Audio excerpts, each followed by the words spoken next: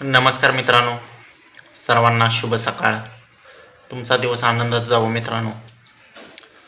Video बनवण्याचं कारण असं आहे की आज 2 ते 3 मैदानं संपन्न होणार आहेत. एक नागाचे कुमटे, तांदळवाडी, रेणावी. तर या तिन्ही मैदानापैकी कोणत्या मैदानात बकासूर पाळणार आहे याचे अपडेट आपण या व्हिडिओच्या माध्यमातून देणार आहे.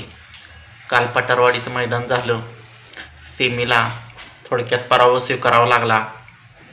पण मित्रांनो, पराभवाचा सामना करून बकासूर लगेच दुसऱ्या मैदानासाठी सज्ज होत असतो.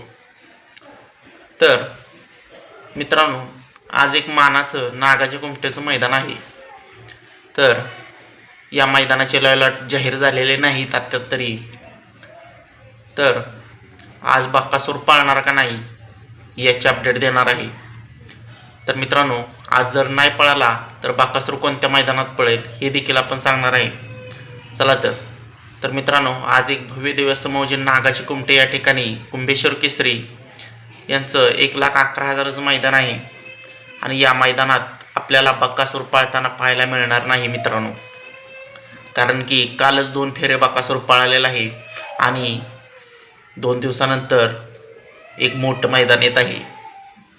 तर ते मैदान नक्की कोणतं? तर आज नागाच्या कुमटे मैदानात बकासूर पाळणार नाही, परंतु 22 तारखेला एक भव्य दिव्य असं मौजे उदयनराजे केसरीचं मैदान आहे मित्रांनो.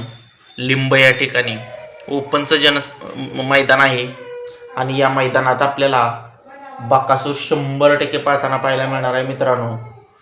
भव्य दिव्य असं उदयनराजे केसरी मैदान आहे.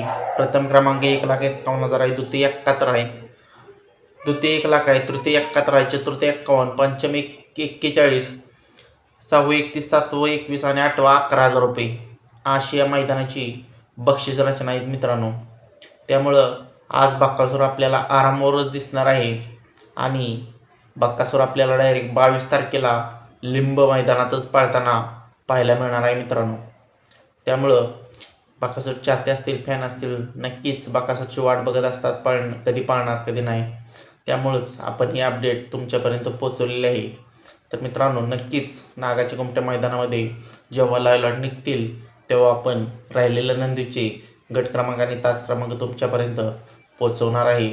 तर मित्रांनो, व्हिडिओ आवडल्यास लाईक करा, कमेंट करा, आपल्या चॅनलला सबस्क्राईब करायला विसरू नका. धन्यवाद.